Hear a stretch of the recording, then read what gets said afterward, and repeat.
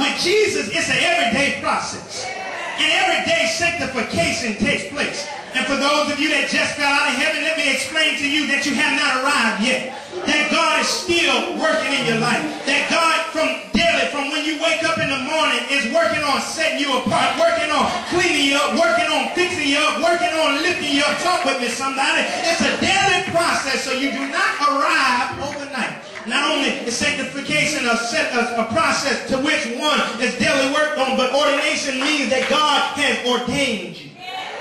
Means that God has anointed you. Means that there's something inside of you, Greek term hogios pneumos, that's inside of you that works on the outside of you. It means, brothers and sisters, clearly that God says to you today that there's more to you than what meets people's eyes. I'm going on in my seat, y'all. Man came into a museum, Washington, D.C. Well. The man said, as he looked at the porter at the desk, he said to the desk, to those that were around him, get ready, and let's go home. What a beautiful desk this is. Well. It is properly formed and shaped. It is molded with the finest marble on its top. Its legs are carved beautifully out of a piece of oak wood. The writing on it has been implanted properly with the router saw. Each corner fits into its proper places. Reverend, this ain't making no sense to us. Everything about this desk is just perfect. Even the glass that's on top of the desk is molded and shaped in the right form and right direction. Even the buckles on this desk are beautiful. And the desk said, if I could just talk back to this man, I would tell this man that there's more to me than meet his eye. In other words, he said, I would tell him, he don't know what I've been through to look as good as I look now. He does not know the process to which my legs have gone through in order to stand here today with strength and vigor. He does not know what this marble has gone through in order to be so smooth and sit on top of the frame. Does not know what these buckles have gone through to come out looking like 14 karat pure gold. He does not know what the drawers have gone through to be carved out and shaped and molded and made into this beautiful piece of furniture.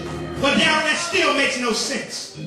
Jeremiah would have us to know today that if he could give a testimony of what God is saying to him, and that there's more to him than meets the eye.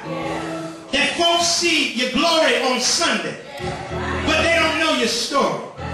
Folks see you shouting and happy on Sunday, but they don't know the havoc and the hell you've been through all week long.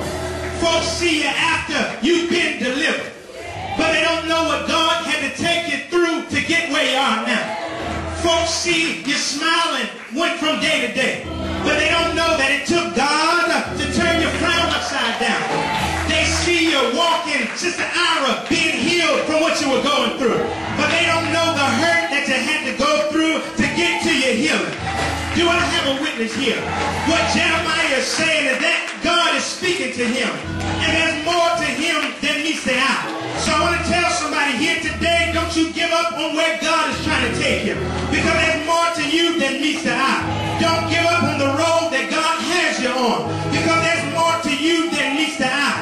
Don't look down because of what folks say about you, but walk with your head up high, because you realize that there's more to you than meets the eye. Don't give up because folk are persecuting you, but just keep on walking in the glory of the Lord, because there's more to you than meets the eye. Don't worry about what folks say about your ministry. You just keep on ministering to the misery of the masses, granting them the mercy of the master, because there's more to you than meets the eye. And I need to pause parenthetically and prophesy over the house, because there's some people in here right now that's confused, dazed and confused, because you won't walk where God's trying to take you, because you're trying to look at where you are, but God says there's more to you than meets the eye. Eyes have not seen, ears have not heard, neither has it entered into the hearts of men what ye shall be. For you shall be changed. I got to call one more witness real quick, lest I leave you hanging in the balance. There was a man that got up from the right hand of God, walked down through 40 and 2 burning generations, healed the sick, and he raised the dead. They called him Jesus of Nazareth, but they did not realize that he was Jesus, our Messiah. They looked at him and said he's the son of a carpenter, because they were looking at where he was as opposed to realizing that there was more than meets the eye. Do I have a witness here?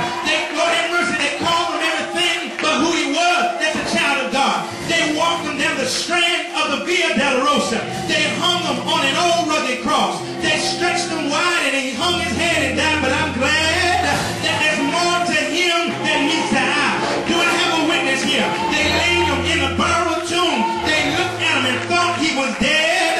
But I'm glad I can tell you that he was not dead, for he still lives today. And because he lives today, I can look in the mirror and say there's more to me than you see. There's more joy in me than you see. There's more happiness in me than you see. Is there anybody in this building that don't mind standing up and slapping your neighbor and telling your neighbor there's more to me than you see? Is there anybody that don't mind worshiping God because you realize there's more to you than what folks see today? Do you realize that God is still working on you? Do you realize God is still molding you? Do you realize God is still shaping you? Do you realize God is still lifting you? Do you realize God is still holding you? Do you realize God is still watching you? Do you realize God is still purging you? And if you realize God is still working on you, you can say like the old church said, please be patient with me, because God is not through with me yet. I've got to go on a little bit further, but is there anybody here that don't mind praising his name? Because you know that Jesus got up from the grave. And because they got up from the grave, you can get up from what you're going through.